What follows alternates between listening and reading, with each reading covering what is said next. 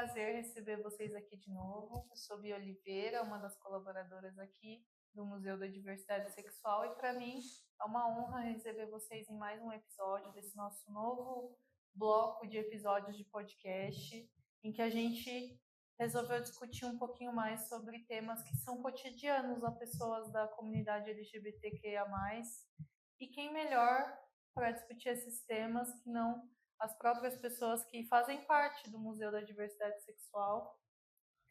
Para quem não sabe, nossa equipe é composta majoritariamente de pessoas LGBTQIA+, então aqui a cota é reversa, o preconceito é reverso, brincadeira. Mas então a gente trouxe aqui algumas pessoas para falar das suas vivências, das suas experiências, e a gente poder trocar um pouquinho mais. Eu gosto sempre de falar que a gente não está aqui para ensinar ninguém a ser LGBTQIA+, mas acho que trocando as nossas próprias vivências, a gente se fortalece enquanto comunidade. E queria dar espaço para vocês se apresentarem. Estou aqui com o Andy e Paula, duas colaboradoras aqui do museu. Olá, pessoal. Meu nome é Wendy, eu sou educadora social aqui no Museu da Diversidade Sexual. E vou estar aqui dividindo esse link com a Paula, que está aqui com a articuladora, né? Isso, eu sou a Paula Cavalcante, eu sou articuladora social aqui do Museu da Diversidade Sexual. Muito bem. E hoje a gente resolveu polemizar um tema que é bastante latente, acho que nos dias de hoje, que é a questão das performances, né, das estéticas que são esperadas da comunidade LGBTQIA+. Eu, por exemplo,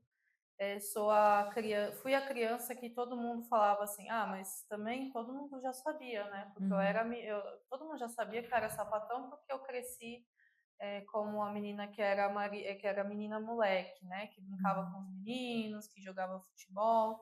Então eu meio que sempre segui essa estética do que as pessoas esperavam que fosse ou melhor, quebrou a estética da performance da feminilidade, né? Do que é o que é esperado da criança que a sociedade lê como menina. Né? Exato. Então, isso é bastante interessante. Se por um lado eu rompi com a estética da mulher hétero cis, eu fui muito em linha com o que se esperava de uma mulher sapatão, né? De uma mulher lésbica.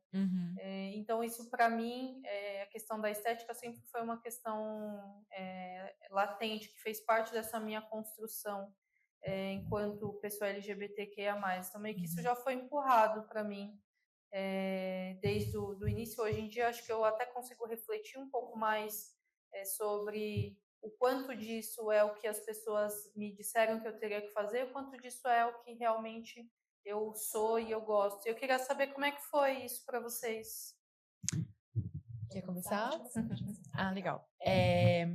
Então, interessante, né? Porque a gente busca uma performance para se encaixar em grupos. Aí, pensando um pouco mais ampliado do que da performance do que é gênero feminino, performance do que é gênero masculino, mas principalmente na adolescência, que a gente começa a escolher nossas roupas e começa a ter o nosso grupo social, a gente quer performar alguma bolha, né? Então, eu sou da bolha dos moleque, então eu vou querer uma chuteira, eu vou querer uma camisa de time, eu sou da bolha do grupo emo que escuta música, então eu sou triste, uso preto, franjinha aqui, ó. Franjinha assim, sem um frizz, e isso meio que de um modo mais amplo vai ficando mais pesado quando essa performance tem que condizer com um gênero, né? E eu acho que dentro da comunidade LGBT a gente também tem as performances, né? Então, a sapatão caminhoneira, a sapadrão, ou enfim, essa leitura que as pessoas fazem, ninguém da comunidade, não é porque nós somos pessoas LGBTs que nós estamos distantes desse lugar de ser perspassado pela construção cultural do preconceito, dos vieses ideológicos. Então, nós reproduzimos muita questão de viés, né? Então, a gente olha é relatado, né? Minha namorada já relatou isso para mim em outras relações, amigas já relataram que por serem mais, performarem mais a masculinidade, ou por não performarem tanto a feminilidade, né? Ser uma sapatão desfém, as namoradas esperam que a performance social, não só física, então fisicamente está usando ali uma camisa, uma bermuda mais larguinha, então socialmente você é quem assume um papel dentro dessa relação. Vai trocar o pneu do carro. Vai trocar o pneu do carro, vai abrir a porta, ser ativa, vai até tão profundamente que vai até para dentro da intimidade, né? Então essa mesma sapatão desfém, ela vai ser ativa na cama, e não necessariamente, né? É muito mais subjetivo. A minha namorada comentou que a primeira vez que ela colocou uma saia para sair com uma namorada, a namorada meio ficou assim: não vou sair com você com essa saia, por que você tá de saia? Uhum. Justamente por ela ser uma sapatão mais desfém. E ela até brinca: nossa, adoro que você é bi, porque você transita entre os mundos. Então também é o que se espera de uma pessoa bi, que essa pessoa bi transite entre os dois mundos, performe às vezes mais a masculinidade ou a feminilidade. Sim. Enfim, né? Sempre quando a gente está falando aqui da performance do feminino e do masculino, a gente está pensando nessa performance mais que a sociedade empurra, né? As caixinhas que a sociedade constrói. Enfim, mas é muito, muito delicado esse lugar, assim, do que se espera da performance, porque nós da comunidade LGBT, assim como você introduziu, né? Nossa, surpresa pra quem? Que eu ia ser sapatão. Chocando um total de 0 pessoas. Exatamente.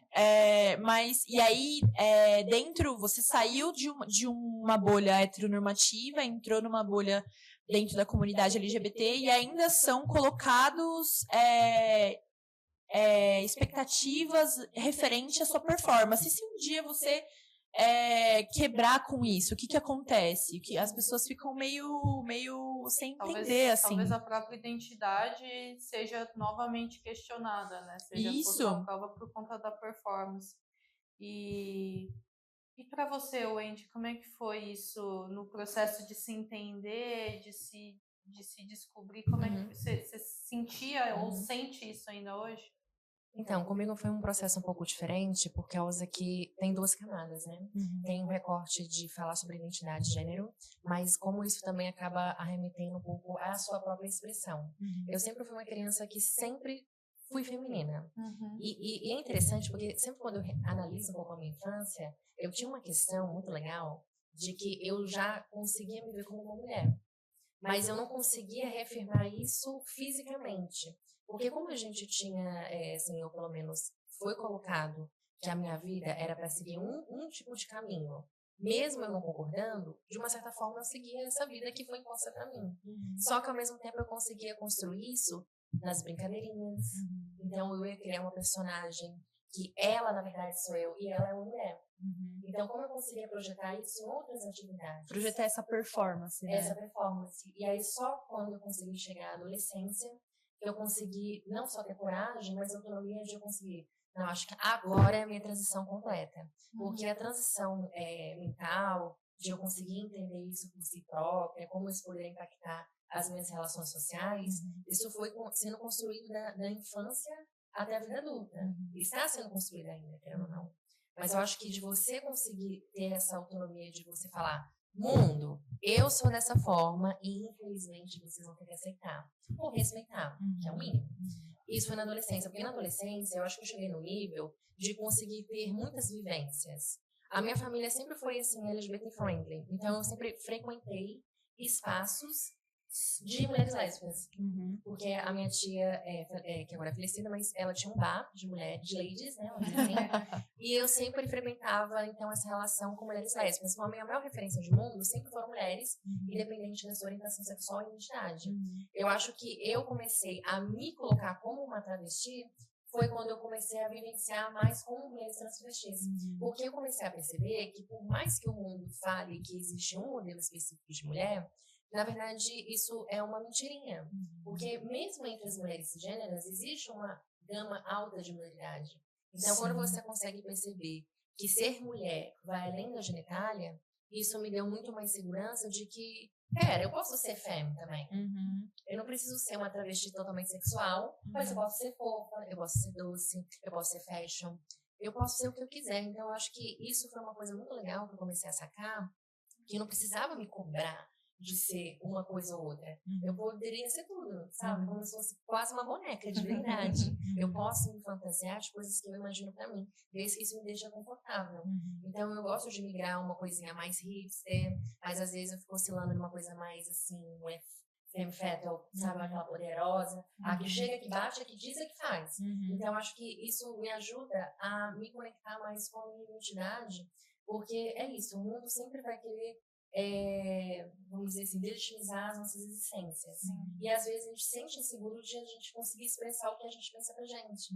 Então acho que criar essa máscara, vamos dizer assim, não quer dizer que eu deixei de ser eu mesma, mas é uma persona que fortalece a minha própria identidade. Então acho que pelo menos essa forma que eu estive lidando, e que a nova geração já nasce assim. Porque hoje, não é muito comum na minha geração, pensando que eu sou de 1998, uma pessoa falar, eu sou uma pessoa trans, enquanto criança. Ela pode até pensar, mas acesso a essa informação não tínhamos.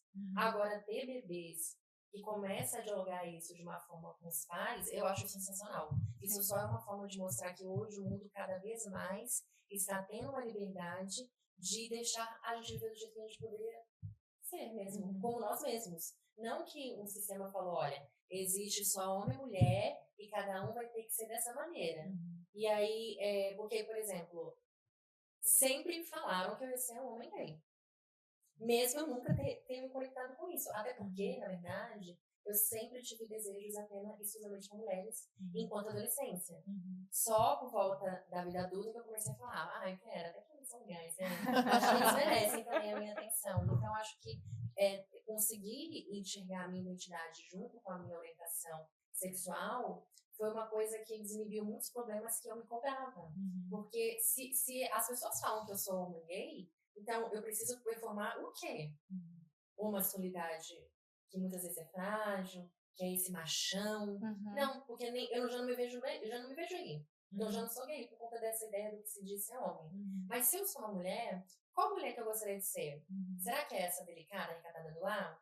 Ou será que é essa mulher fancha, poderosa, caminhoneira? Também não é. Então, qual tipo de mulher que eu gostaria de ser? Então eu vou criar. Então, acho que você criar essa sua própria identidade, mas não essa identidade de gênero, mas a sua identidade como pessoa, eu acho que é o melhor caminho da gente encontrar a nossa personalidade, né? Que a gente pode ser. Wendy, você trouxe um ponto muito interessante da sua fala. Vários pontos muito interessantes. Mas eu vou destacar um agora, que é sobre você falar de você mudar essa percepção sobre si mesmo, e tem várias formas de expressar uma identidade, né? E aí, isso, inclusive, o que acontece é que nós, a comunidade LGBT, por já sairmos de uma caixa básica, assim, a gente se permite um pouco mais do que as pessoas que permaneceram nessa caixa a experimentar as expressões, assim. Então, acho que... E isso acontece, e a verdade é que todo mundo passa por diferentes expressões de gênero, expressões de identidade, né, ao longo da vida. Ninguém... tem pessoas que ficam ali imutáveis, tem aquela galera que com 60 anos usa ainda munhequeira, ainda é o adolescente de 15 no estilo, mas tudo bem, não que isso seja um problema, mas a maior parte das pessoas passam por essas transições de expressão, como você quer que a sociedade te leia naquela fase da sua vida, né? Então, eu posso ser, que tipo de mulher eu quero ser, quando você entendeu que você poderia ser a mulher que você quisesse, e se amanhã você quiser mudar de novo essa ideia da mulher que você é hoje, então hoje você vai performar a bonequinha, amanhã você vai performar a Femme Fatale. Então, qual é o quão legal é essa fluidez, assim, que eu também concordo, destacando outro ponto da sua fala, que as novas gerações têm isso muito, muito, muito forte, assim. Então, as crianças e adolescentes que estão vindo hoje, elas querem, eu acho que muito por conta do que é visto na mídia, elas querem misturar esses elementos da expressão de gênero, né? Então, caminhando mais para um lugar, e aí muitas pessoas se entendendo como não binárias, e da expressão de gênero caminhando para um lugar da androgenia. Tem um livro que eu comecei a ler, que é A Mão Esquerda da Escuridão, fala justamente desse futuro em que as pessoas se expressam de forma andrógena. Então, todas as pessoas são meio andrógenas, assim, na forma de expressão, né? De como as pessoas te leem. Então, eu acho que isso vem forte nessa geração nova, cada vez mais perceptível, assim. Acho que eu gosto dessa ideia dos personagens, porque traz muito essa coisa da fluidez, né? De como a nossa identidade não é uma coisa estática, ou, enfim, me definir assim e assim vou permanecer, porque a gente está, de fato, num processo constante de se conhecer, né? De autoconhecimento e de entender coisas que fazem sentido para você ou coisas que de repente não fazem sentido. Mas tem um outro aspecto da questão das expectativas, né? Que acho que é interessante, que é quando isso sai um pouco do que seria a nossa performance pessoal, e quando isso vai para coisas que englobam toda a sociedade, toda a comunidade, né? Então, aqui em São Paulo, por exemplo, a gente tem uma cidade que, teoricamente, é muito aberta à questão da diversidade, né? Então, você tem, por exemplo, locais, bairros ou regiões da cidade em que a frequência de pessoas LGBTs é muito maior do que em outros bairros da cidade. Santa Cecília, por exemplo, se você falar, todo mundo sabe que é um bairro de mariconas e tá tudo bem. E sapatão. E sapatões, e chão de taco, e samambaias. E como isso, de certa forma, entrou também dentro de uma expectativa, né, de performance e de vivência, né? Então, eu sou LGBT, então eu tenho que estar frequentando esses lugares, eu tenho que estar... eu tenho que gostar de determinado tipo de música, então eu sou sapatão, eu só escuto MPB, sou um homem gay, eu tenho que conhecer todas as Gabaritativa divas pop. E quando você olha, por exemplo, um homem gay do interior de São Paulo, que é cantor sertanejo e usa bota e fivela, aquilo, de certa forma, buga a nossa cabeça. Você fala, calma, tem... Porque a gente está muito acostumado a um recorte São Paulo de uma performance alternativa que vai contra o que seria o usual, né? E então a gente também, enquanto comunidade, cria expectativas de performance em relação às outras pessoas da comunidade, né? E começa a, de certa forma, e acho que de uma forma errônea, medir a sexualidade das pessoas a partir disso. Isso é bem complexo também, né? Sim. Acho que essa métrica, né, de medir o quanto que essa pessoa pode ou não ser incluída enquanto LGBT o suficiente, quando a gente começa a quebrar com isso, que você também falou, né, nossa, você vê um homem gay performando o agroboy, e entender que isso é uma possibilidade. Eu acho que também quando a gente fura isso também, quando a gente fura essa bolha da performance muito específica, da POC FUD, e não é um problema, da POC FUD Sim. é de pop. Aí a gente fura essa bolha e a gente tem o agroboy. Fantástico, a gente está, de novo, trabalhando com uma liberação dessa performance, assim, então, da brincadeira com os personagens. Porque, no final, assim, na base, por que todo mundo não usa a mesma camiseta e a mesma calça, e o mesmo tênis, e tem o mesmo corte de cabelo? Porque a expressão de gênero, ela tem um código, ela tá dizendo alguma coisa. Você tá saindo de agroboy na rua, você tá querendo dizer alguma coisa. A pessoa que sai de... A gente tava até conversando disso no almoço, né? Então, quando eu escolho colocar o meu tênisinho ali, modelo skate, não um tênis... modelo sapatênis, o que eu tô querendo dizer para as pessoas que estão me lendo? Não é uma escolha... não fugiu a palavra, mas não é uma escolha pensada, tem uma intencionalidade nessa performance que a gente expressa, né? E aí, brincar com esses personagens furando as bolhas, eu acho que é muito libertador, assim. De hoje eu quero... eu, enquanto bi, gosto de brincar muito com isso. Então, hoje eu vou sair bem bofinho de casa. Aí, não, hoje eu quero sair toda menininha, bem meiguinha ela. Bem princesa. Bem princesa. E tudo bem, eu posso ser o bofinho e posso ser a princesa. Não, e eu acho que quando a gente trabalha justamente a furação de bolhas, assim, trabalhar ampliar as possibilidades, assim, de ser e de expressar. Enfim, não sei o que vocês acham. Eu acho interessante a provocação, por causa que eu acho que a comunidade LGBT, ela não foge um pouco da não comunidade em relação ao preconceito. Porque, às vezes, quando vem uma pessoa que foge do esperado, ou seja, sei lá, um homem gay que ouve Lady Gaga, lógico que é afeminado, óbvio. E, às vezes, essa pessoa nem é.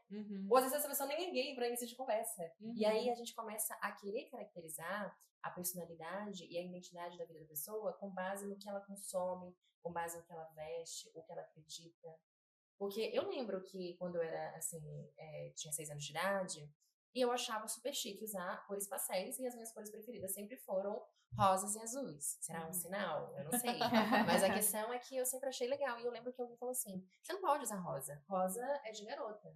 E aí eu fui pensando assim, nossa, será que o mundo é tão, agora assim, que eu vou usar seletivo? Mas E parece que a comunidade LGBT não pensa dessa forma, mas a gente, às vezes, até piora. Às vezes eu acho que a gente é meio hardcore com algumas questões, porque, principalmente hoje, que nem a gente falou sobre a comunidade não binária, ela tem trazido muitas discussões que questiona até coisas sobre que nós acreditamos e reafirmamos, sobre a nossa orientação sexual, como a gente se conecta e se relaciona com as pessoas. Então, eu já tive casos de, por exemplo, amizades minhas, que essa pessoa até então era vista como um casal gay, só que a pessoa transicionou, virou uma mulher trans, só que as pessoas continuaram a se relacionar. Isso delegitimiza a relação das duas pessoas? Ou alguém vai falar, então não é mais gay. Não, agora vocês são héteros. Não, você... Tipo, a gente fica tão preocupado de querer reconhecer qual sigla ou qual posicionamento que nós deveríamos estar, que a gente perde o fator do que realmente importa na nossa comunidade, que é a liberdade de podermos nos conectarmos uns com os outros e da gente viver de uma forma singular. Então, eu acho que até que ponto chegamos de que demarcar a roupa é um sinal de falar, essa pessoa é gay. Não, essa aqui com certeza é sapatão. Sim. Então, eu acho que é uma coisa que vale a pena a gente reanalisar um pouco sobre as nossas estratégias como comunidade LGBTQI+, e ver o que realmente faz sentido, porque a gente está num processo onde conseguimos explorar tanto o mundo e reconhecer que ele é tão colorido, né? E como a gente pode explorar essa diversidade na maior probabilidade possível. Então, ok, é importante falarmos sobre políticas afirmativas? Sim, porque a comunidade, no geral, a população humana, não está preparada para o mundo utópico de vivermos livres. Porém, como podemos desapegar de algumas coisas e viver de uma forma muito mais leve? Porque se eu preciso colocar prótese, fazer iniciação sexual para me encontrar como mulher, dentro da sigla T, já temos um problema. Se a pessoa ela só vai ser lida como gay, se ela gostar um tipo específico de homem, então já temos um problema. Então, eu acho que chegamos num momento na comunidade que a gente precisa desapegar desses termos, que foram termos bons para a gente conseguir muitas políticas públicas, né? Mas eu acho que a gente tá, talvez, andando um pouco em círculo. E a moda é um dos caminhos possíveis para isso.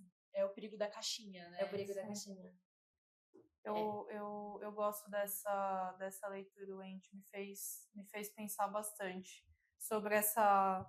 Porque, no fim, a nossa pauta, ela sempre foi pela liberdade, né? Então, pela liberdade do nosso corpo, pela liberdade da gente poder se relacionar com quem a gente quiser, que a gente possa amar e se relacionar afetivo, sexualmente com quem a gente quiser, sem que isso fosse uma questão.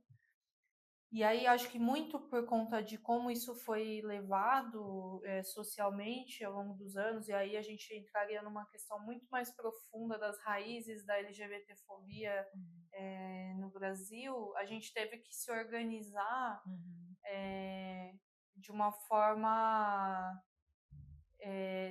criar essas caixas, né? Criar essas caixas para conseguir se organizar dentro de uma sociedade que funciona com caixinhas. Mas acho que tem chegado esse momento de a gente conseguir fazer essa reflexão, retornar lá nessa ideia da liberdade e começar a romper com algumas dessas lógicas que hoje em dia não fazem mais sentido, né, para a leitura social que a gente faz hoje em dia. E aí, aproveitando, eu queria fazer uma última provocação para a gente fechar, que é como que vocês veem isso se desenrolando no futuro, para as próximas gerações. O Andy e Paula também, como pessoa da área da educação, imagino que já tem visto como é que a base está vindo, e como é que vocês veem isso se desenrolando no futuro. Eu acho interessante que, pelo fato de hoje existir mais pessoas tendo visibilidade, né, de poder andar na rua sem sofrer um tipo de violência, de ter representações não só em novelas, mas em filmes, em desenhos infantis, isso já deixa as crianças, eu falo crianças 4, 6 anos de idade, perceber que existe outras formas de existir nesse mundo, formas de se relacionar, que existe duas mães, que existe dois pais, que às vezes essa forma de família pode ser diferente também, tá tudo bem. E isso deixa minimamente essas crianças menos preconceituosas. Porque se ela consegue enxergar que esse mundo é possível viver numa pluralidade dentro dessa diversidade, eu acho que essas crianças elas vão se tornar adolescentes, jovens adultos, totalmente livres. E livres de apegos de falar, eu sou hétero, eu sou lésbica, porque não vai fazer diferença mais. As pessoas elas vão estar tão abertas com as suas emoções, sobre a importância de me conectar com você, porque você tem uma personalidade muito legal, ou sobre como você se expressa na sua roupa. Vai chegar um nível que isso vai valer mais a pena. Porque se a gente se conecta com as pessoas pela essência dela, a parte física nem faz tanta relevância. Ela pode ser um dos pontos importantes, claramente. Mas se for a pessoa, eu acho que a personalidade vai ser... Vamos criar uma nova categoria. Tipo assim, eu acho legal pessoas fofinhas. Então, eu acho que vai ser uma vibe assim, sabe? Não vai ser nada sobre, eu gosto de homens, eu gosto de mulher, eu gosto dos dois. Não, isso não faz mais diferença. Porque a gente está percebendo que isso não faz sentido. E vai ser meio estranho para a antiga geração, é claro. Porque a gente tem esse vício do que pode e do que é permitido, né? Já tá acontecendo bastante esse choque, né? Entre a geração que tá vindo e a geração 50, 60 a mais, assim. Eu tenho esse olhar otimista, que nem o seu, Andy. Eu acho que a nova geração que já tá aí, então... crianças muito novas tendo o apoio da família para poder transicionar e passar uma adolescência já num corpo com o qual se identifica, numa expressão com a qual se identifica, muitos adolescentes falando sobre o não binarismo, muitos adolescentes trazendo a pansexualidade como uma bandeira muito forte. E a pansexualidade, ela traz a base desse debate da relação ser com quem você com qualquer pessoa com que desperte o seu afeto, né? Então, eu acho que essa nova geração, ela vem mais aberta, com certeza. E aí, o que isso vai gerar no futuro, espero que a gente possa estar aqui para ver muitas mudanças positivas em relação a essa liberdade, assim, de expressão, de identidade. E a gente vai estar aqui para contar essa história, né? Para as futuras gerações também. Então, acho que com isso a gente fecha nosso episódio. Queria agradecer demais vocês. Acho que a troca foi muito legal. A gente tem pouco tempo aqui para falar de temas que podem ser muito profundos, mas a nossa ideia é levar de fato essa provocação, né? Para que a gente leve isso para as nossas rodas de conversa, com os nossos amigos, para a nossa família, que a gente comece a pensar esses temas em sociedade. Obrigada, meninas. Obrigada a vocês. Obrigada a Até a todo próxima. mundo.